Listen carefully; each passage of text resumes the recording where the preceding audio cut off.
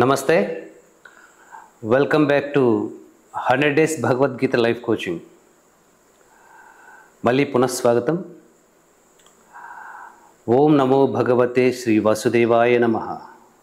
ఓం శ్రీ గురుభ్యో నమః.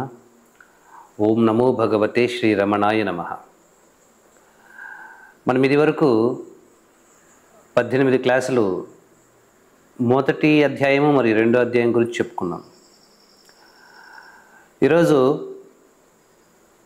మూడవ అధ్యాయం, భగవద్గీత మూడవ అధ్యాయం కర్మయోగము అనే అధ్యాయము ప్రారంభించబోతూ ఉన్నాం. నిజంగా ఈరోజు మనం చెప్పుకోబోయే ఈ అంశం యావత్ మానవాళిని, తమ జీవితాలను ఒక మహోన్నత దిశగా మార్చేసేటటువంటి ఒక అత్యద్భుతమైనటువంటి విషయం. ఎవరైతే ఈ యొక్క భగవంతుని యొక్క సందేశాన్ని పొందలేకపోతారో నిజానికి వారు తమ జీవితాలని అత్యున్నత స్థాయిలోకి మార్చుకునే గొప్ప అవకాశాన్ని కోల్పోతారు. భగవంతుని ద్వారా ప్రవచించబడినటువంటి కర్మయోగం యొక్క అపూర్వమైనటువంటి రహస్యాలను ఈ అధ్యాయంలో మనం నేర్చుకోబోతాం. మానవ జీవితానికి అత్యంత ఆవశ్యకమైనటువంటి అధ్యాయం ఇది. మన యొక్క జీవన విధానాన్ని, జీవన శైలిని, మనము ఈ ప్రపంచాన్ని చూసే దృష్టికోణాన్ని మార్చేస్తుంది. అదేవిధంగా మనం నిజంగా ఈ భూమిపైకి ఎందుకు వచ్చామో, ఏం చేయాల్సి ఉందో, దేన్ని సాధించాల్సి ఉందో ఈ అధ్యాయం మనకు తెలియజేస్తుంది. నిజానికి చెప్పాలంటే ఈ అధ్యాయము మన జీవితానికి ఒక మాన్యువల్ అని చెప్పాలి. అడుగడుగునా కూడా మన జీవితంలోని ప్రతి ఘట్టాన్ని కూడా ఈ యొక్క కర్మయోగం అనే అధ్యాయము నిర్దేశిస్తుంది. మొదటగా కర్మయోగము అసలు ఎందుకు ఈ అధ్యాయము ప్రస్తావించబడింది? ఎందుకు కర్మయోగం? ఎందుకు పరమాత్మ అయినటువంటి భగవాన్ శ్రీకృష్ణుడు ఏ ఉద్దేశం చేత ఆ యుద్ధ రంగంలో అటువంటి ప్రతికూల పరిస్థితుల మధ్య, చాలా ఉత్కంఠతో కూడినటువంటి స్థితిగతుల మధ్య ఇంత విస్తారమైనటువంటి భగవద్గీత బోధనను ఎందుకు చేయవలసి వచ్చింది? నిజానికి అర్జునుడు నేను యుద్ధం చెయ్యను అని కూర్చున్నప్పుడు ఆయనకి యుద్ధం మళ్ళీ చేయడానికి కావలసినటువంటి ప్రేరణ కలిగించి, మోటివేషన్ చేసి, యుద్ధం చేయడానికి మాత్రం తగిన సందేశాన్ని చెప్తే సరిపోతుంది. కానీ భగవద్గీత యావత్ మానవాళిని దృష్టిలో ఉంచుకొని వారి యొక్క జీవితానికి ఒక సమున్నతమైనటువంటి దిశానిర్దేశం చెయ్యాలి అన్నటువంటి ఉద్దేశంతో, అటువంటి విపరీతమైనటువంటి పరిస్థితుల మధ్య కూడా భగవంతుడు అర్జునుని నిమిత్త మాత్రంగా చేసుకుని ఆయన నేరుగా మనుషులకు బోధిస్తూ ఉన్నాడు, రాబో తరాలకు బోధిస్తూ ఉన్నాడు. ఒక సృష్టిలోనే సమున్నతమైనటువంటి జీవన విధానాన్ని తెలియజేస్తూ ఉన్నాడు. అందుకే ఆ యుద్ధరంగం మధ్యలో కూడా భగవద్గీత యొక్క బోధన సంక్షిప్తంగా అవ్వలేదు, చాలా విస్తారంగా జరిగింది. జ్ఞానయోగమని, కర్మయోగమని, కర్మ సన్యాస యోగమని, రాజయోగమని, ధ్యాన యోగమని, అక్షర పరబ్రహ్మ యోగమని, ఆత్మ సంయమన యోగమని, ఇలా పూర్తి స్థాయిగా ఒక మానవుడికి పుట్టిన దగ్గర నుంచి మరణించేదాకా ఏ దశలో ఎటువంటి జ్ఞానం అవసరమో ప్రతి ఒక్కటి కూడా చెప్పబడింది. ఎందుకంటే భగవంతుని యొక్క ఉద్దేశం మానవుల యొక్క ఉద్ధరణ మాత్రమే. మరి మనుషుల యొక్క ఉద్ధరణను, వారిని తరింపజేయాలి అన్నటువంటి ఒక ఉత్కృష్టమైనటువంటి ఉద్దేశం కలిగినటువంటి భగవంతుడు రెండవ అధ్యాయంలో సాంఖ్యయోగం తర్వాత మూడవ అధ్యాయంలో కర్మయోగమును ప్రస్తావిస్తూ ఉన్నాడు. ఎందుకు కర్మయోగము? ఈ అధ్యాయం గురించి ఏ ఉద్దేశంతో భగవంతుడు ఈ అధ్యాయాన్ని ప్రస్తావించాడో చెప్పుకోబోయే ముందు మనం ఒక విషయం గురించి ఆలోచించాలి. అదేంటంటే లైఫ్ స్టైల్, జీవన శైలి లేదా జీవన విధానం. లోకంలో ఈ చరాచర ప్రకృతిలో ఏ జీవి చూసినా కూడా దానికంటూ ఒక విశిష్టమైన ప్రత్యేకమైనటువంటి జీవన శైలి ఉంటుంది, జీవన విధానం ఉంటుంది. అది నిద్ర లేచినప్పటి నుంచి పడుకునేంత వరకు అది ఎలా కర్మలు చేయాలి, ఎలా జీవించాలి, ఎలా జీవించకూడదు, దాని నియమాలు ఏంటి, తదితర విషయాలన్నీ కూడా కలగలిసినటువంటి ఒక జీవన విధానము ప్రతి జీవరాశికి కూడా ఉంటుంది. ఒక పక్షి జీవించినట్టుగా భూమి మీద తిరిగే కుక్కలు నక్కలు ఇవి జీవించలేవు.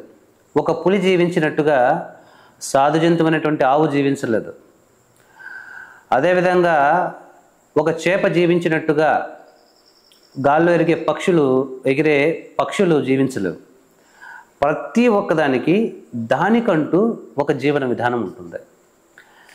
మరి ఈ జీవన విధానంలో ఏముంటుందంటే తూచా తప్పకుండా ప్రకృతి నిర్దేశించినటువంటి నియమాల అనుసారంగానే ప్రతి ఒక్క జీవరాశి యొక్క జీవన శైలి కూడా ఉంటుంది. ఒక పక్షికి స్పష్టంగా తాను ఎలా జీవించాలో, ఎలా ఆహారాన్ని సంపాదించుకోవాలో, ఎలా సంతానాన్ని అభివృద్ధి చేసుకోవాలో, ఎలా గూడు కట్టుకోవాలో స్పష్టంగా తెలిసి ఉంటుంది. అది ఏ టైంలో ఆహారాన్ని తినాలి, ఏ టైంలో నిద్రపోవాలి, ఏ టైంలో నిద్ర లేవాలి, ఏ టైంలో సంతానాన్ని కనాలి, ప్రతి ఒక్కటి కూడా ప్రకృతి నిర్దేశించినటువంటి ప్రకృతి నియమాల ఆధారంగానే తనకంటూ ఒక జీవన శైలిని ఏర్పాటు చేసుకుంటుంది. ఈ జీవన శైలి అనేది ఆ జీవిని నియంతృత్వం నుంచి ఇచ్ఛానుసారంగా జీవించకుండా ఒక నియంత్రణలో, ఒక పరిమిత జీవన విధానంలో ఉంచుతుంది. ఎందుకంటే ఈ నియంత్రణ అనేది చాలా అత్యావశ్యకమైనది. ప్రతి ఒక్క జీవికి కూడా ఒక లైఫ్ స్టైల్, ఒక జీవన విధానం ఉండడం అనేది చాలా అత్యావశ్యకం. ఈ లైఫ్ స్టైల్ అంటే ఏంటంటే నియమానుసారంగా ఏర్పడినటువంటి జీవన విధానం. ఇది లేకపోతే ఏమవుతుంది? ఒక పులి ఉంది, తాను స్వాభావికంగా ఒక జీవన విధానాన్ని కలిగి ఉంటుంది. అది తన అలవాట్లను మార్చుకుని, తన లైఫ్ స్టైల్ని మార్చుకుని అడవిలో వేటాడడం మానేసి సమాజంలోకి చొరబడి మనుషులను వేటాడడం మొదలుపెట్టింది అనుకోండి. అలాగ పులిలాగా ప్రతి క్రూర జంతువు ప్రవర్తిస్తే మనుషుల యొక్క మనుగడ శూన్యమైపోతుంది. మనం ఇంట్లో పెంచుకునే ఆవులు, గొర్రెలు, మేకలు ఇవన్నీ తమ సాధుత్వాన్ని, తమ అహింసాయుతమైనటువంటి సాధుపూర్వకమైనటువంటి జీవన విధానాన్ని వదిలేసి ఒక క్రూరమైనటువంటి జీవన విధానాన్ని ఏర్పాటు చేసుకుంటే కనుక మనుషుల యొక్క మనుగడ సాధ్యం కాదు, లోకమే వినాశనం అయిపోతుంది. అలాగే పంచభూతాలైనటువంటి ప్రకృతిలో ఏవి తమ నియమానుసారం కాకుండా తమకు ఇష్టం వచ్చినట్లు ప్రవర్తించడం మొదలు పెడతాయో ప్రకృతి వినాశనం సంభవిస్తుంది. అంటే ప్రతి ఒక్కటి నియమితమైనటువంటి జీవన విధానంలోనే జీవించాల్సి ఉంటుంది. లేదంటే ఈ సృష్టి అసమతౌల్యతకు గురవుతుంది, వినాశనానికి గురవుతుంది. మరి అన్ని జీవరాశుల కంటే చాలా తెలివైనది, శక్తివంతమైనటువంటి జంతువు ఏది అంటే మనిషి. చాలా గొప్ప తత్వవేత్తలంతా చెప్పారు, human is a intelligent social animal, human is a dangerous animal. రెండు రకాల నిర్వచనాలు ఇచ్చారు మనిషికి. మనిషి అనేవాడు అన్నిటికంటే చాలా అద్భుతమైనటువంటి తెలివితో ఉన్నటువంటి ఒక సామాజిక జంతువు. ఇంకొక తత్వవేత్త ఏమన్నాడంటే ఈ ప్రపంచంలో అన్ని జీవుల కంటే అత్యంత ప్రమాదకరమైనటువంటి జంతువే మనిషి అంటే. నిజమే అది. మనిషికి ఉన్నటువంటి బుద్ధిశక్తి అనే ఒక మహాశక్తి చేత అతను కావాలనుకుంటే ప్రపంచానికి రక్షకుడుగాను మారగలడు. ప్రపంచాన్ని తన చెప్పు చేతుల్లో ఉంచుకుని మిగిలిన బలహీనమైనటువంటి జీవులను తన చెప్పు చేతుల్లో ఉంచుకుని వినాశనాన్ని చేయగలడు. అతను లోక కంటకుడిగా కూడా మారగలడు. ఎందుకంటే అతనికి ఉన్నటువంటి విభూతి, బుద్ధి అనేది అంత శక్తివంతమైనది. మరి అన్ని జీవరాశుల కంటే శక్తివంతమైనటువంటి ఈ మనిషిని ఒక నియంత్రణ లేకుండా వదిలేస్తే కనుక ఏమవుతుంది? ఫిట్టెస్ట్ ఆఫ్ ద సర్వైవల్, బలవంతుడే ఈ ప్రకృతిలో జీవించగలుగుతాడు. ఈ సూత్రం ప్రకారం చిన్న చేపను పెద్ద చేప మింగుతుంది. ఈ సూత్రం ప్రకారం ఒక వ్యక్తి తన ఇచ్ఛానుసారంగా ఎటువంటి నియమాలు పాటించకుండా, ఎటువంటి జీవన విధానము లేకుండా, తనకు ఏ సమయంలో ఎప్పుడు ఇష్టం వస్తే ఎలా ప్రవర్తిస్తాలంటే అలా ప్రవర్తించడం మొదలు పెడితే కనుక ఎవడు బలవంతుడై ఉంటాడో వాడు బలహీనులందరినీ కూడా కబలిస్తాడు, వాడు బలహీనులందరినీ కూడా హింసిస్తాడు. సమస్త సంపదను తన చెప్పు చేతుల్లో ఉంచుకొని ఒక నియంతలాగా ప్రవర్తిస్తాడు. సమాజము సర్వనాశనం అయిపోతుంది. ఈ యొక్క ప్రపంచంలో బలహీనుడు కూడా సంరక్షణగా జీవించాలి, శ్రేయస్సుతో జీవించాలి. బలవంతుడు కూడా జీవించాలి. బలము బలహీనతలకు అతీతంగా సస్యశ్యామలంగా శాంతియుతంగా మానవులు ఇతర జంతువులతో కలిసి జీవించాల్సి ఉంటుంది. కానీ ఎప్పుడైతే మనిషి ఇతర జీవరాశుల్లాగా ఒక నిర్దిష్టమైనటువంటి లైఫ్ స్టైల్ లేకుండా, జీవన విధానం లేకుండా స్వేచ్ఛాయుతంగా శాస్త్రానికి విరుద్ధంగా ప్రవర్తిస్తాడో అప్పుడు లోకంలో బలవంతులది మాత్రమే రాజ్యం అవుతుంది. అది అరాచకమవుతుంది, దురాగతం అవుతుంది, అది రాక్షస రాజ్యంలాగా మారిపోతుంది. ప్రపంచం అంతా కూడా వినాశనం అవుతుంది. అందుకే భగవంతుడు మిగిలిన జీవరాశుల కంటే కూడా మనిషికి చాలా నిర్దిష్టమైనటువంటి ప్రణాళికతో కూడినటువంటి మార్గము, జీవన విధానము అవసరమని తలచడం జరిగింది. దాని గురించే కర్మయోగము అనబడే ఒక అత్యద్భుతమైనటువంటి విధానాన్ని మానవులకు బోధించడం జరిగింది. అసలు ఈ లైఫ్ స్టైల్ అంటే ఏంటి? ఈ జీవన విధానాన్ని మనకు ఎవరు ఏర్పాటు చేస్తారు? మన పెద్దలు మనకు దీన్ని నిర్ణయిస్తారు. లేదా మన మతం, మన వర్ణం, మన కులం, మన తెగ, మన యొక్క సంఘం ఈ యొక్క జీవన విధానాన్ని నిర్దేశిస్తుంది. దేశకాలమాన పరిస్థితులకు అనుగుణంగా ఆయా మతస్థులు లేదా ఆయా వర్ణస్థులు, ఆయా కులస్థులు ఒక రకమైనటువంటి జీవన విధానాన్ని కలిగి ఉంటారు. ఇంకొక కులస్థులు లేదా ఇంకొక మతస్థులు ఇంకొక రకమైనటువంటి జీవన విధానాన్ని కలిగి ఉంటారు. ఒక ముస్లిం జీవించినట్టుగా హిందువు జీవించడు, హిందువు జీవించినట్టుగా క్రిస్టియన్ జీవించడు. మరి ఎవరెవరి లైఫ్ స్టైల్, జీవన శైలి అనేది వారి యొక్క మతం నిర్దేశించిన విధంగా ఉంటుంది. మరి ఈ మతంలో ఏముంటుందంటే వారు వ్యక్తిగతంగా సుఖపడాలని, కుటుంబ పరంగా లబ్ధి పొందాలని, సామాజికంగా ఆ వ్యక్తి ఒక ఆస్తి అయిపోవాలని, సామాజిక శ్రేయస్సు కలగాలనే ఉద్దేశంతో మతపరమైనటువంటి కొన్ని నియమాలు ఉంటాయి. ఆ నియమానుసారంగానే నువ్వు ఎన్ని గంటలకు నిద్ర లేవాలి, ఎలా నిద్ర లేవాలి, ఎలా స్నానం చేయాలి, ఏ విధంగా భోజనం చేయాలి, ఎప్పుడెప్పుడు నువ్వు పూజలు చేయాలి, ఎటువంటి కర్మలు చేయాలి, ఏ కర్మలు చేయకూడదు, నిషిద్ధ కర్మలేంటి, చేయాల్సిన కర్తవ్య కర్మలేంటి, ఇవన్నీ కూడా మతానుసారంగానే మనం జీవిస్తాం. లేదా మన పెద్దలు పెట్టినటువంటి కుల సాంప్రదాయాలను బట్టి మనం జీవిస్తాం. ఈ సాంప్రదాయాలన్నిటివి లేకపోతే, ఈ నియమాలన్నింటిని పట్టించుకోకపోతే ఏమవుతుందంటే మన ఇష్టం. మనం ఎప్పుడైనా నిద్ర లేవచ్చు, ఎప్పుడైనా తినచ్చు, ఎప్పుడైనా పడుకోవచ్చు, ఎప్పుడైనా సంతానాన్ని కనొచ్చు, ఎప్పుడు ఏది పడితే అది చేసేయచ్చు. ఎందుకంటే నియమాలే లేవు.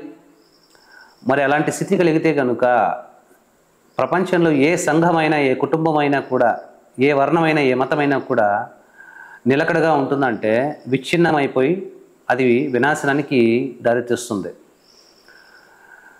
ఈ నియమాలు ఉన్నది ఈ యొక్క జీవన శైలి అనేది ప్రతి ఒక్క వర్గానికి ఒక విశిష్టత కలిగినటువంటి ప్రత్యేకమైన జీవన శైలి అనేది ఎందుకు ఉండాలి అంటే నిజానికి మానవుల యొక్క అభివృద్ధి కోసమే ఈ జీవన శైలి ఉంటుంది.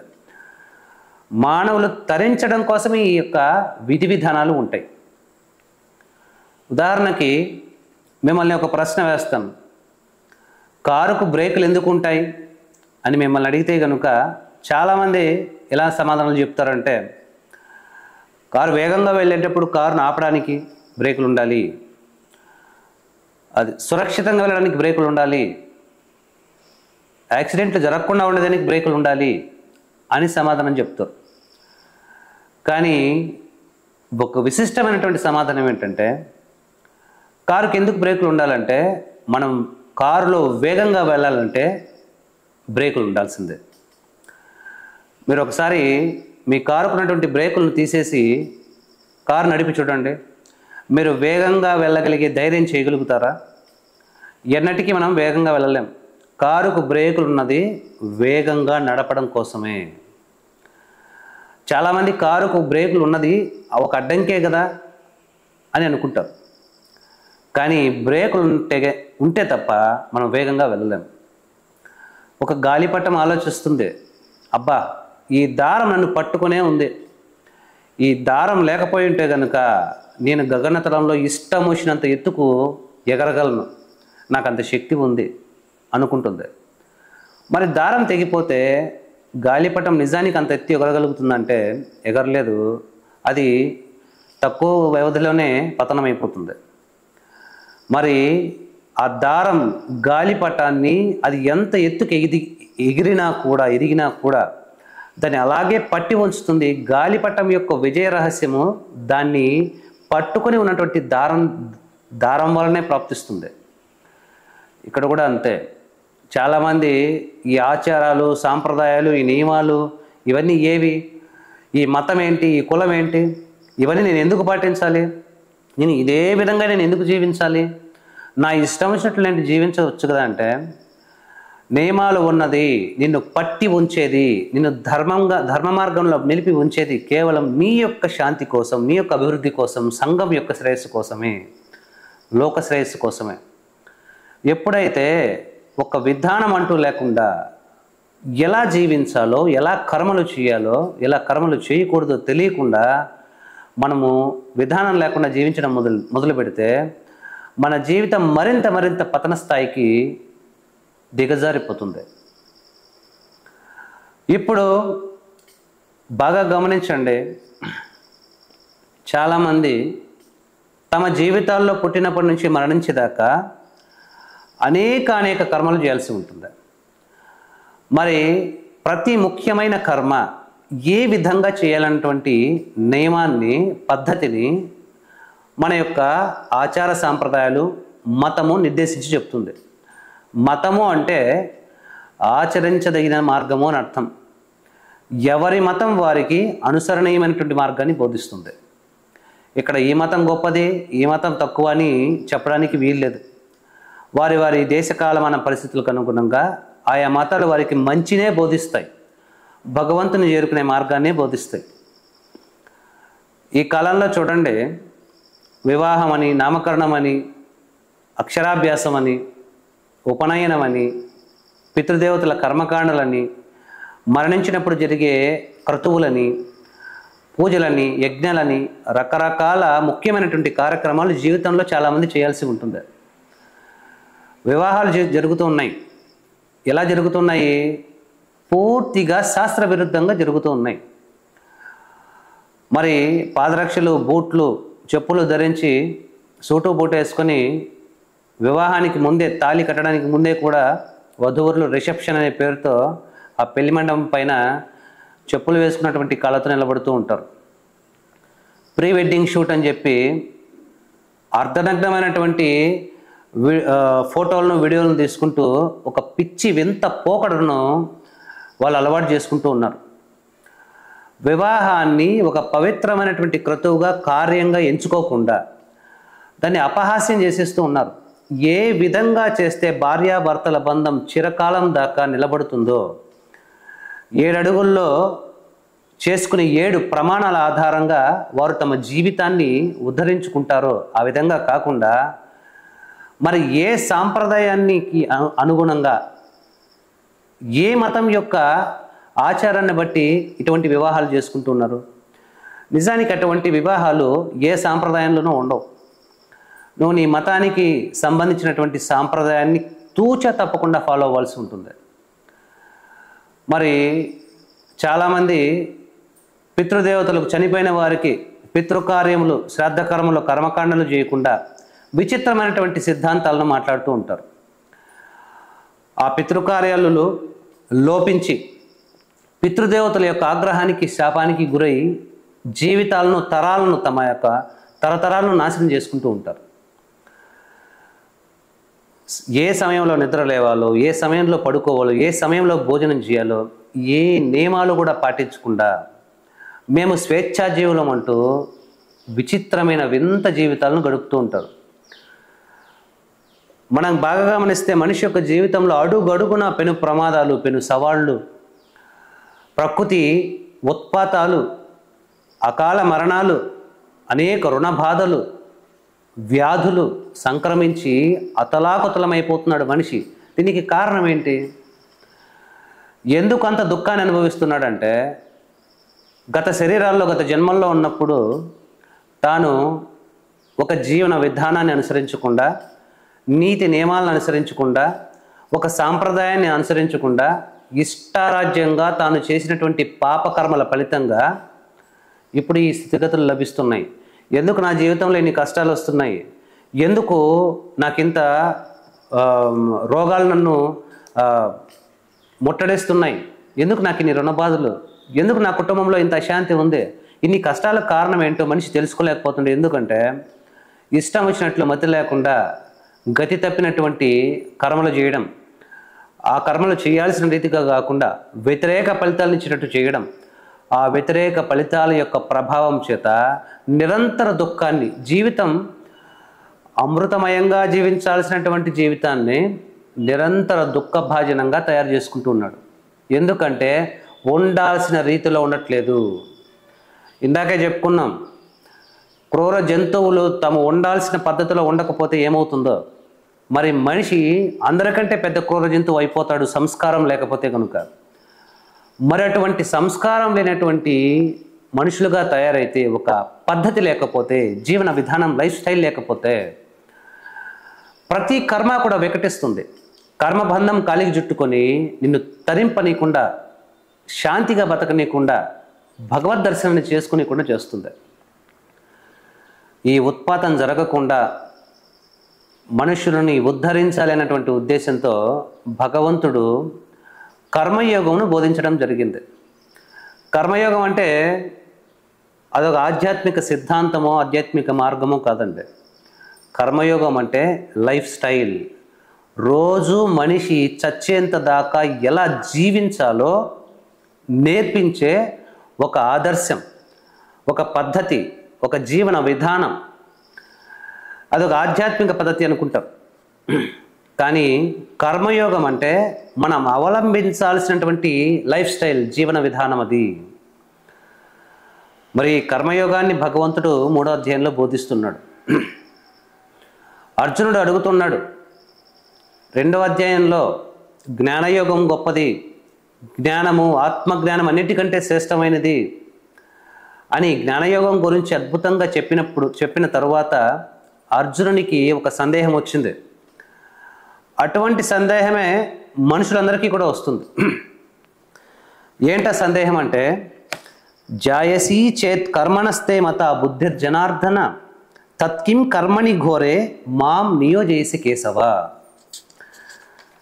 కర్మయోగము కంటే జ్ఞానయోగమే శ్రేష్టమైనచో మరి నన్ను ఎందుకు ఇంత ఘోరమైనటువంటి యుద్ధ కర్మనందు నియోగిస్తున్నావు? వ్యామిశ్రేణేవ వాక్యేన బుద్ధిం మోహయసీవమే తదేకం వద నిశ్చిత్య ఏన శ్రేయోహమాప్నుయాం. 2వ శ్లోకం 3వ అధ్యాయం. కృష్ణ, కలగా పులగము వంటి నీ మాటలతో నా బుద్ధి భ్రమకు లోనగునట్లు చేయుచున్నావు కనుక నాకు శ్రేయస్కరమైన ఒక మార్గమును నిశ్చయముగా తెలుపుము. అర్జునునికి వచ్చినటువంటి సందేహమే మనుషులందరికీ కూడా వస్తుంది. 2వ అధ్యాయంలో సాంఖ్యయోగము కంటే మించినటువంటి మార్గము లేదు, అత్యంత శ్రేష్టతరమైనటువంటి మార్గము అని బోధించిన తర్వాత అర్జునుడు అడుగుతున్నాడు, మరి జ్ఞానయోగం ఈ కర్మ చేసేదానికంటే, కర్మయోగము కంటే అంత గొప్పదైతే కనుక మరి నన్ను ఎందుకు మళ్ళీ యుద్ధము చెయ్యి, కర్మలు చెయ్యని ప్రేరేపిస్తున్నావు? ఇలా కలగా పొలగం లాంటి నన్ను కన్ఫ్యూజ్ చేసే మాటలు చెప్పి, బోధనలు చేసి నా బుద్ధిని భ్రమకు లోనగులంటూ చేయుచున్నావు, నన్ను కన్ఫ్యూజ్ చేస్తున్నావు.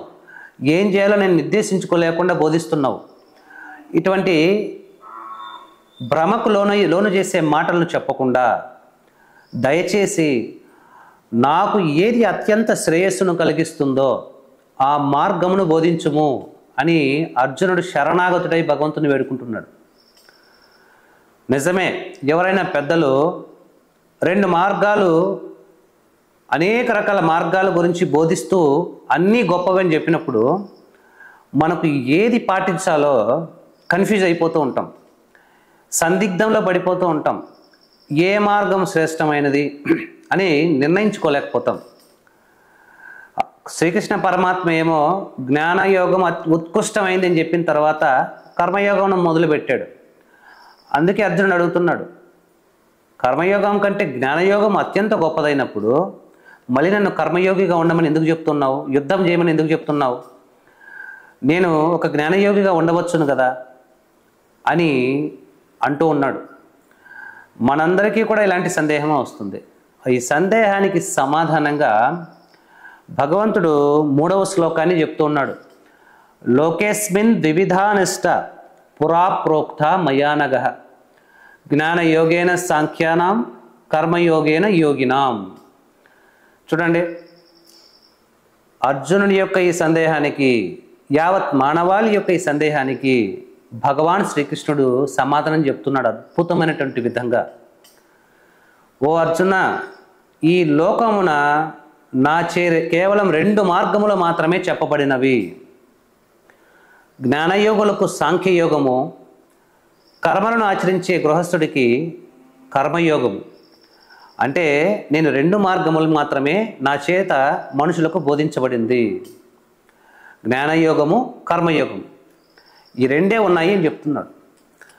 ఈ 2 జ్ఞానయోగము, కర్మయోగము ఇవన్నీ కూడా భగవంతుని చేరుకునే మోక్షాన్ని, జీవన్ముక్తిని పొందేందుకు భగవంతుడు జనులను ఉద్దేశించి చెప్పినటువంటి మార్గములు.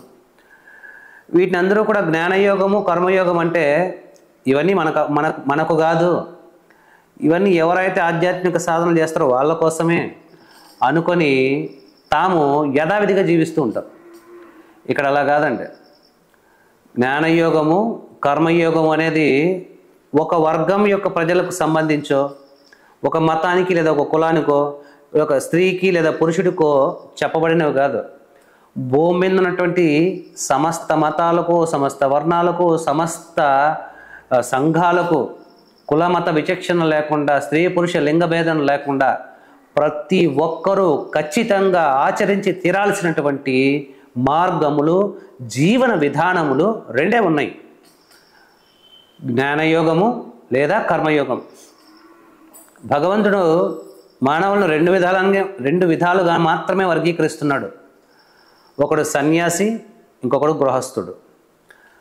సన్యాసి అంటే సమస్త కర్మలను త్యజించి సదా ఆత్మనిష్టాపరుడై భగవద్ధ్యానంలో ఉండేవాడు. గృహస్థుడు అంటే సదా కర్మలను ఆచరిస్తూ రంగానికి శ్రేయస్సును కలిగిస్తూ లోకాభివృద్ధికి పాటుపడేవాడు. కాబట్టి ఇక్కడ 2 మార్గాలే ఉన్నాయి. ఇవి ఆధ్యాత్మిక మార్గాలు అనుకుంటే పొరపాటు.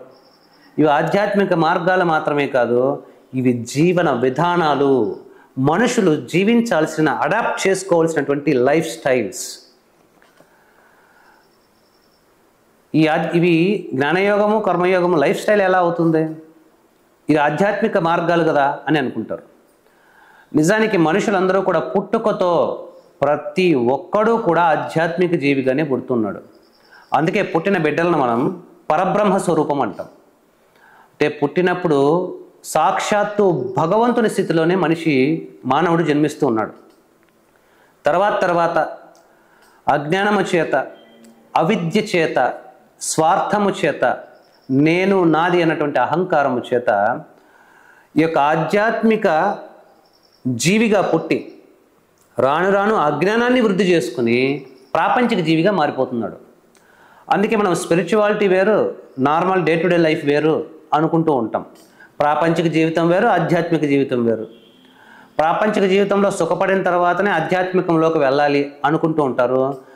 అలాగా ఆలోచించే మూర్ఖమయమైనటువంటి మానవులందరికీ కూడా ఇది సమాధానం ఏంటంటే, ఆధ్యాత్మికము ప్రాపంచికమని రెండు మార్గాలు, రెండు పద్ధతులు లేవు. ఉన్నది ఒకటే పద్ధతి, ఆధ్యాత్మిక జీవితమే. మన జీవితం నిజానికి బై డిఫాల్ట్ ఆధ్యాత్మిక జీవితం. We are spiritual beings. మనము తెలియక అజ్ఞానము చేత ప్రాపంచిక జీవులం అయిపోయాం. మళ్ళీ మన పూర్వస్థితిని పొందడానికి ఆధ్యాత్మిక మార్గాన్ని ఎత్తుకుంటూ వెళ్తాం. అలా ఆధ్యాత్మిక మార్గాన్ని ఎత్తుకుంటూ వెళ్ళేటప్పుడు ఏ మార్గము గొప్పది అని చాలామంది తర్కించి ఆలోచిస్తూ ఉంటారు. నిజానికి ప్రతి ఒక్కళ్ళు కూడా, లోకంలో ఉన్న సమస్త మానవులందరూ కూడా ఈ ప్రశ్న దగ్గర తప్పటడుగులు వేస్తూ ఉంటారు. అర్జునుడు ఏమన్నాడంటే, కృష్ణ, నాకు ఏదైతే శ్రేయస్సును కలిగిస్తుందో ఆ మార్గాన్ని బోధించు అన్నాడు, కానీ లోకంలో గొప్ప మార్గం ఏదుందో అది బోధించు అని చెప్పలేదు. ఇదే ప్రశ్న ప్రతి ఒక్క ఆధ్యాత్మిక సాధకుడు కూడా అర్థం చేసుకోవాల్సి ఉంటుంది. నేను ఏ మార్గంలో వెళ్ళాలి? జ్ఞానయోగాన్ని ఎంచుకోవాలా, కర్మయోగాన్నా, లేదా సన్యాసిగా మారిపోవాలా, లేదంటే భక్తి యోగంలోకి, అది చాలా గొప్పదంట, భక్తి యోగంలోకి వెళ్ళాలా? ఇవన్నీ చాలా కష్టము. హఠయోగం అంట, అది చాలా గొప్పది, మరి దాన్ని అందులో ఉండి సాధన చేసుకోవాలా?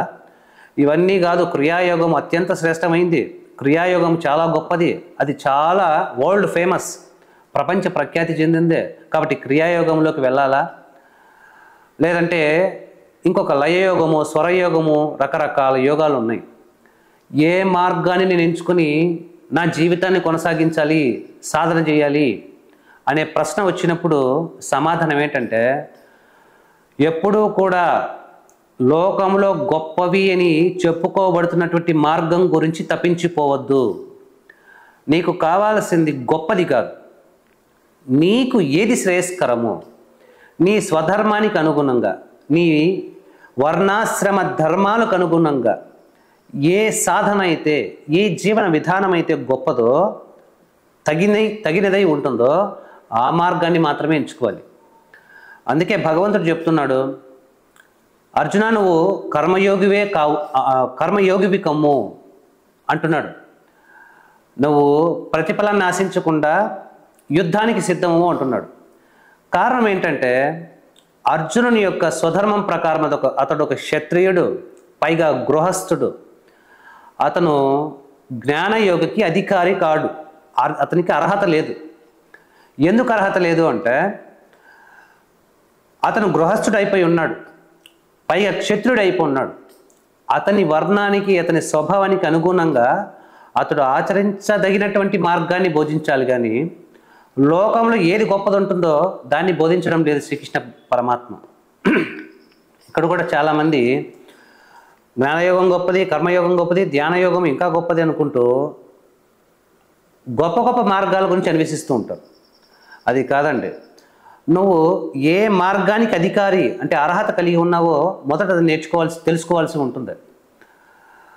జ్ఞానయోగమే గొప్పది కదండి, నేరుగా భగవంతుని యొక్క అనుభూతిని పొందవచ్చు, జీవన్ముక్తిని పొందవచ్చు అనుకున్నప్పుడు మరి నువ్వు జ్ఞానయోగానికి అర్హుడవో కాదో తెలుసుకోవాలి.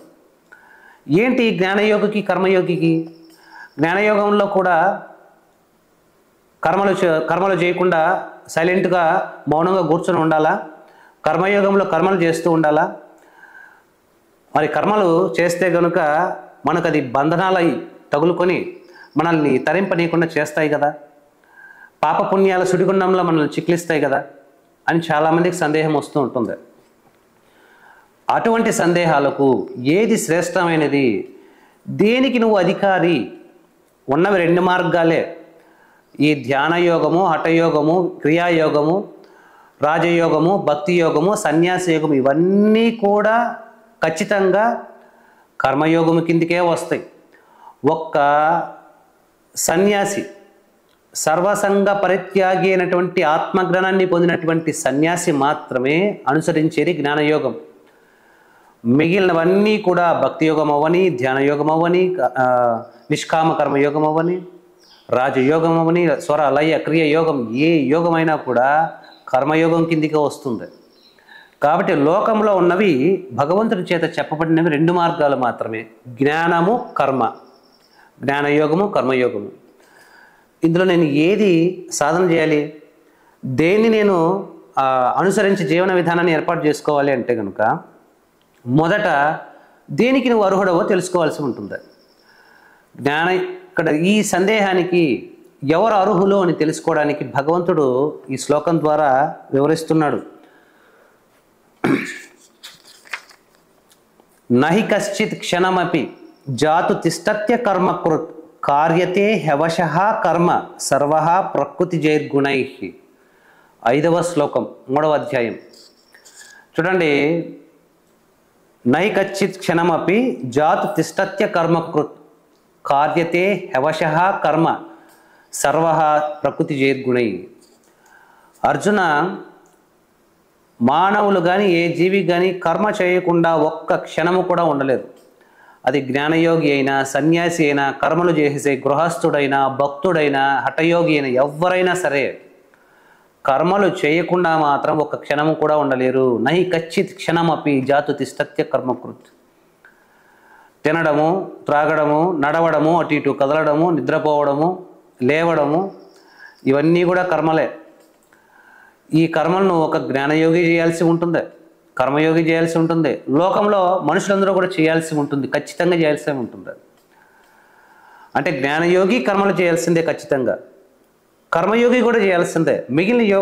మిగిలిన యోగాలన్నీ కూడా కర్మయోగం కిందికే వస్తాయి. మరి రెండిట్లో ఏది గొప్పది అంటే జ్ఞానయోగి అనేవాడు కూడా కర్మలు చేస్తాడు. ఎలా చేస్తాడంటే తనలోని త్రిగుణాలకు అతీతంగా కర్మల యందు ఏమాత్రం ఆసక్తి లేకుండా తన ఎదురుగా వచ్చిన కర్మను ఒక యంత్రం ఎలా చేస్తుందో అలా ఆసక్తి రహితంగా చేసి ఆయన తన ఆత్మనిష్టలో ఉండిపోతాడు. కర్మయోగి అలా కాదు. తన లోపల కలిగినటువంటి స్వభావానికి అనుగుణంగా సత్వ రజస్తమో గుణాలనే త్రిగుణాలను ప్రేరేపిస్తూ ఉంటే తన యొక్క పూర్వజన్మ యొక్క ప్రారబ్ధ కర్మల సంస్కారాలు తనను ప్రేరేపిస్తూ ఉంటే కర్మలు చేయడం మొదలు పెడతాడు. కర్మలు చేసి ఆ కర్మలను ప్రతిఫలం ఆశించకుండా భగవంతునికి అర్పణ చేస్తాడు. అంటే త్రిగుణాలు లోపల ఫోర్స్ చేస్తూ ఉంటే తన యొక్క క్వాలిటీస్, తన గుణాలు లోపల ప్రేరేపిస్తుంటే కర్మలు చేయాల్సి వస్తుంది కర్మయోగికి. ఒక జ్ఞానయోగికి ఎటువంటి త్రిగుణాలు ఉండవు, ఎటువంటి ప్రేరేపణలో ఉండవు. ఆయన నిర్గుణుడై ఏ గుణాలకు వశపడిపోకుండా ఆత్మస్థితిలో ఉంటూ ప్రపంచాన్ని తనకంటే వేరుగా చూడకుండా సదా కర్మలు నిర్వర్తిస్తూ మర్చిపోతూ ఉంటాడు. మహాజ్ఞాని అయినటువంటి భగవాన్ శ్రీ రమణ మహర్షుల వారు కూడా ఆయన పరిపూర్ణమైనటువంటి అద్వైత జ్ఞానయోగి అయినప్పటికీ కూడా ఇతరులలాగే విస్తరులు కొట్టడము, బియ్యం ఏరడము, వంటలు చేయడము, కూరగాయలు తరగడము, ఆశ్రమాన్ని ఊడ్చడము, శుద్ధి చేయడము, శుభ్రం చేయడము, ఇలాంటి కర్మలు జీవితం అంతా ఆయన చేస్తూ వచ్చారు. కానీ ఆయన ఆత్మనిష్టాపరుడై నేను పని చేస్తున్నాను అన్నటువంటి స్పృహ లేకుండా ఆ యొక్క ఆత్మస్థితిలోని ఈ ప్రపంచం తనకంటే వేరుగా లేదు, ఇది నేను చేయాల్సిన కర్తవ్యం కాదు, నా చేత స్వాభావికంగా జరుగుతుంది అని ఉన్నతమైన స్థితిలో ఉండి చేస్తాడు వారు జ్ఞానయోగి. కానీ ఒక మనిషి వివాహం చేసుకుని సంతానాన్ని, కుటుంబాన్ని ఏర్పాటు చేసుకున్న తర్వాత అంటే అతను ఇక జ్ఞానయోగికి అర్హత లేదు. అతనికి ఖచ్చితంగా అతను తమ కర్మానుసారంగా దేహం వదిలేంత వరకు కుటుంబం యొక్క బాధ్యతను, సంఘం యొక్క బాధ్యతను నిర్వర్తించే తీరాల్సి ఉంటుంది. ఇలా కాదు నేను జ్ఞానయోగం చాలా గొప్పదని కుటుంబాన్ని వదిలేసి వెళ్ళిపోతే ఆ కర్మబంధం నుంచి ఎప్పటికీ కూడా నువ్వు విముక్తుడు కాలేవు, నువ్వు తరించలేవు, నువ్వు జ్ఞానసిద్ధిని కానీ ఎటువంటి సిద్ధిని కానీ పొందలేవు. ఈ విషయాన్ని హెచ్చరిస్తూ భగవంతుడు చెప్తూ ఉన్నాడు. నకర్మణ మనారంభాత్ నైష్కర్మ్యం పురుషోష్ణుతే నచ సన్యసనా దేవ సిద్ధిం సమధిగచ్చతి. నకర్మణ మనారంభాత్ నైష్కర్మ్యం పురుషోష్ణుతే నచ సన్యసనా దేవ సిద్ధిం సమధిగచ్చతి.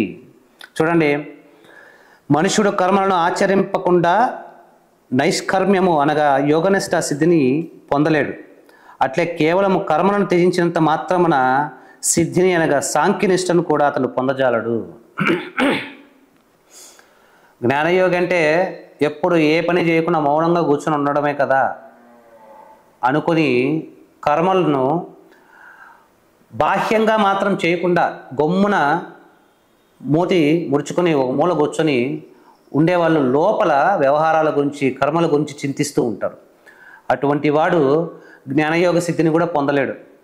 అలాగే ఈ కర్మలు చేస్తే మనకు కర్మబంధనాలు, పాపపుణ్యాల వలలో మనం చిక్కుకుంటామని భావించి కర్మలన్నింటినీ వదిలేసి నిష్కామ కర్మయోగమును పొందాలనుకుంటే అలా కూడా పొందలేరు.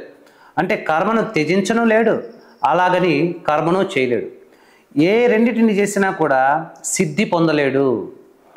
ఖచ్చితంగా కర్మలు చేయాల్సిందే.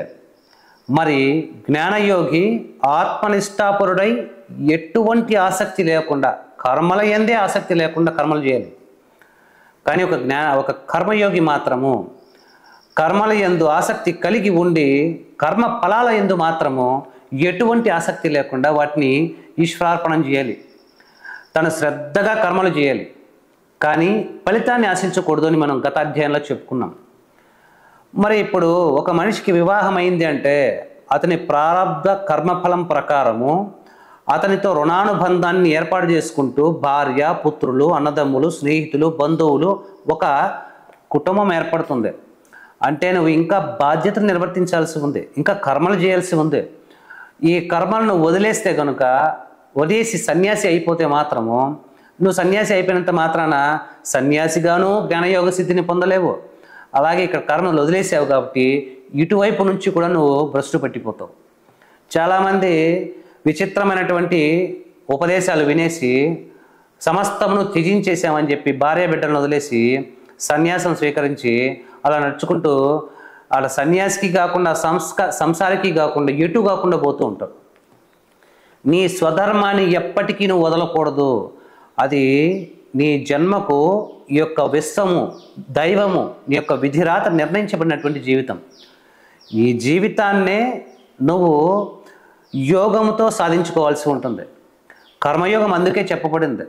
నువ్వు కర్మలు చేయాల్సి వచ్చినా కూడా ఆ కర్మ నీకు ఎటువంటి ఇంపాక్ట్ ఇవ్వకుండా, ప్రభావాన్ని చూపించకుండా, నిన్ను కర్మ బంధనంలో ఇరికించకుండా, నిన్ను బద్ధుల్ని చేయకుండా చేయాలంటే దానికి చెప్పబడినటువంటి మార్గమే కర్మయోగం. కర్మయోగం అంటే ప్రతిరోజు కర్మలు ఎలా చెయ్యాలో, ఎలా చేయకూడదో చెప్పే ఒక జీవన శైలి, జీవన విధానం, ఒక లైఫ్ స్టైల్. మనిషికి ఖచ్చితంగా లైఫ్ స్టైల్ ఉండాలి. లైఫ్ స్టైల్ లేకపోతే జీవితం సర్వనాశనం అయిపోతుంది, ఎందుకు పనికి రాకుండా అయిపోతుంది. లైఫ్ స్టైల్, ఒక జీవన విధానం లేకుండా, ఒక పద్ధతి లేకుండా చేసే ప్రతి కర్మ కూడా వ్యతిరేక ఫలితాలను ఇస్తుంది. మన పెద్దలు, మన వర్ణము, మన మతస్థులు నిర్ణయించినటువంటి వారి మత గ్రంథాలు, వారి శాస్త్రాలు వారికి నిర్ణయించినటువంటి జీవన విధానంలోనే జీవిస్తూ కర్మలు చేయాల్సి ఉంటుంది. మరి భగవంతుడు చెప్తున్నాడు, సర్వ మానవాళికి, సర్వ మతాలకు, అందరికీ సరిపడే ఏకైక మార్గాన్ని ఆయన జ్ఞానయోగమని, కర్మయోగమని రెండు విధాలుగా బోధిస్తూ ఉన్నాడు. నిజానికి రెండు మార్గాల గుండా చేరే గమ్యం మాత్రం ఒకటే. నిష్కామ కర్మయోగము ద్వారా దుఃఖేషునద్విగ్న మనః సుఖేషు విగత స్పృహ వీతరాగ వైక్రోధ స్థితధీర్మునిరుచ్యతే. స్థితిమంతుడై, స్థితిప్రజ్ఞుడై ఎవరైతే స్థితప్రజ్ఞతను సాధిస్తాడో నిష్కామ కర్మయోగము ద్వారా, వాడు కూడా భగవంతునే చేరుకుంటాడు. ఆత్మజ్ఞానం పొందినటువంటి జ్ఞాని కూడా భగవంతునే చేరుకుంటాడు. ఈ ఉన్నవే రెండు యోగ మార్గములు. వీటిని యోగ మార్గములు అనడం కంటే జీవన యోగములు అనొచ్చు, జీవన యోగ మార్గాలు అనొచ్చు, జీవన విధానాలు అనొచ్చు, లైఫ్ స్టైల్స్ అనవచ్చు. ఈ రెండు మార్గాల్లో నువ్వు ఏ మార్గంలో ప్రయాణించినా నువ్వు భగవంతుని చేరుకుంటావు. నీ యొక్క జన్మ పరమార్థను నువ్వు సాధించుకుంటావు. కానీ నువ్వు ఏ మార్గానికి నువ్వు అర్హుడవో, అధికారియో తెలుసుకుని నువ్వు ఎన్నుకోవాల్సి ఉంటుంది. ఈ కలియుగంలో ప్రపంచం పైన, దాని యొక్క కార్యకలాపాలపైన, కర్మఫలాలపైన విపరీతమైనటువంటి ఆసక్తి ఉన్నటువంటి జనులు, కర్మలలో తలమునకలైపోయి కర్మలలో చిక్కుకున్నటువంటి ప్రజల కోసం అత్యంత సులభమైనటువంటి మార్గము కర్మయోగము మాత్రమే. ఇది మనం గ్రహించాల్సి ఉంటుంది. ఈ కర్మయోగము ఏ విధంగా ఆచరించాలి, ఏ విధంగా ఇది మనల్ని తరింపజేస్తుంది, కర్మ ఎలా చేయాలి, ఎలా చేయకూడదు, ఇదంతా కూడా భగవంతుడు చెప్తున్నాడు. మనిషికి ఈ కర్మయోగంని ఎందుకు ఆశ్రయించాలి అంటే, దీన్ని నేను జీవన విధానంగా ఎందుకు మార్చుకోవాలంటే, ఖచ్చితంగా ఉదయం లేచినప్పటి నుంచి పడుకునేంత వరకు నువ్వు చేసే ప్రతి కర్మ నీ పైన, నీ కుటుంబం పైన, సమాజం పైన, ప్రపంచం పైన, ప్రకృతి పైన, ఇంకా కనపడనటువంటి సూక్ష్మ దేవతా శక్తుల పైన కూడా ప్రభావితం చూపిస్తుంది. మనిషి యొక్క గ్రహ గతులను బట్టే వాడి జీవితం ఉంటుంది. పలానా సమయంలో వాడు జన్మ తీసుకుంటాడు. ఆ సమయంలో వాని గ్రహగతులు ఎలా ఉంటాయో దాన్ని బట్టే వాని జీవన విధానం ఉంటుంది. మరి ఆ సమయంలో గ్రహగతులు ఎందుకు అలా ఉన్నాయంటే, గత జన్మలో చేసిన పాపకర్మలు, పుణ్యకర్మల ఆధారంగా అదే పుణ్య సమయంలోనో ఒక దుష్ట సమయంలోనో మనకు జన్మ తీసుకోవడం జరుగుతుంది. దాన్ని బట్టే మన జీవితం మొత్తం నడుస్తుంది. అంటే మనం చేసే కర్మ గ్రహగతుల పైన కూడా ప్రభావాన్ని కలిగిస్తుంది. చూడండి, మనుషులు చేసే కర్మలు ప్రపంచం యొక్క పర్యావరణం పైన, సమిష్టి కర్మల పైన ప్రభావం చూపిస్తున్నాయి. భూకంపాలు రావడానికి, ప్రకృతి వైపరీత్యాలు జరగడానికి, అంటువ్యాధులు రావడానికి, అందరూ సర్వనాశనం అవ్వడానికి కూడా మనుషులు చేసే కర్మలు కారణమవుతున్నాయి. ఎలాంటి కర్మలు అంటే, ఆచారం తెలియకుండా, నియమం లేకుండా, జీవన విధానం లేకుండా ఇష్టం వచ్చినట్లు జీవిస్తూ ఇచ్ఛానుసారం చేసే కర్మల చేత. ఈ ఉత్పాతాలు జరగకుండా ఒక మనిషి కనుక ఒక కర్మ చేస్తే అది అతనికి శ్రేయస్సును కలిగించాలి, కుటుంబానికి శ్రేయస్సును కలిగించాలి, సంఘానికి శ్రేయస్సును కలిగించాలి, తద్వారా లోకానికి శ్రేయస్సును కలిగించాలి. అంతేకాకుండా నీకు కనపడకుండా నేను నడిపిస్తున్నటువంటి దేవతలకు కూడా శ్రేయస్సును కలిగించాలి. చూడండి, యజ్ఞము వలన వర్షములు వస్తాయి. మనుషులు చేసే యజ్ఞ కార్యములు, పవిత్ర కార్యముల వల్ల దేవతలు సంతోషించి శక్తివంతులై వారు ప్రతిగా వర్షాన్ని, వాతావరణాన్ని అనుకూలింపజేసి మనకు ఆహారాన్ని పొందేటట్లు చేస్తారు. అంటే మనుషులు దేవతలకు శక్తిని ఇవ్వాల్సి ఉంటుంది, దేవతలు మనుషులకు శక్తిని ఇవ్వాల్సి ఉంటుంది. ప్రతి మనిషికి కూడా వాని వెనుక దేవతా శక్తులు ఉంటాయి, ఖచ్చితంగా ఉండి నడిపిస్తూ ఉంటాయి. నువ్వు చేసే కర్మ వీళ్ళందరినీ కూడా సంతోషపెట్టేటట్టుగా, వారికి మంచిని చేసేటట్టుగా ఉండాలి. అంతేకాకుండా నువ్వు ఏదైనా ఒక కర్మ చేస్తే నీకు, నీ కుటుంబానికి, ప్రపంచానికి మరియు దేవతా శక్తులకు కూడా హాని కలిగితే కనుక దాని యొక్క ప్రభావము పాప ఫలితమై మళ్ళా నిన్ను రోగము రూపంలో, రుణము రూపంలో, అకాల మృత్యు రూపంలో, అనేక రకాల కష్టనష్టాల రూపంలో మనల్ని వెంటాడి పీడిస్తుంది. మనుషులందరూ అనుకోవచ్చు, ఇవన్నీ నేను ఎందుకు ఈ ఆచరణని పాటించాలి, ఇవి ఉండబట్టి కదా నేను ఎదగలేకపోతున్నాను అని అనుకుంటూ ఉంటారు. మరి గాలిపటం ఆలోచించినట్లుగానే ఆలోచిస్తారు. నియమాలు, నీతి నియమాలు, ధర్మబద్ధమైనటువంటి విధానాలు ఉన్నది మన శ్రేయస్సు కోసం జీవించడమే. ఇక్కడ మనుషులు పొలోమని డబ్బు సంపాదించేయడము, గెలిచేయడం మాత్రానికి పుట్టడం లేదు. మనం ఎందుకు పుట్టామంటే సస్యశ్యామలంగా, శాంతియుతంగా, పరమానందంగా అందరితో కలిసి పంచుకొని తింటూ జీవించడానికి మనం పుట్టాం. మనం గెలవడానికో సంపదను పోగేసుకోవడానికో మనం పుట్టలేదు. ఇక్కడ అభివృద్ధి అంటే సంపదను పోగేసుకోవడం. మనుషుల యొక్క, ప్రస్తుత మానవుల యొక్క విధానంలో అభివృద్ధి, డెవలప్మెంట్ అంటే ఏంటంటే కొన్ని వస్తువులను పోగేసుకుని కూడేసుకుంటే కనుక దాన్ని డెవలప్మెంట్ అంటారు.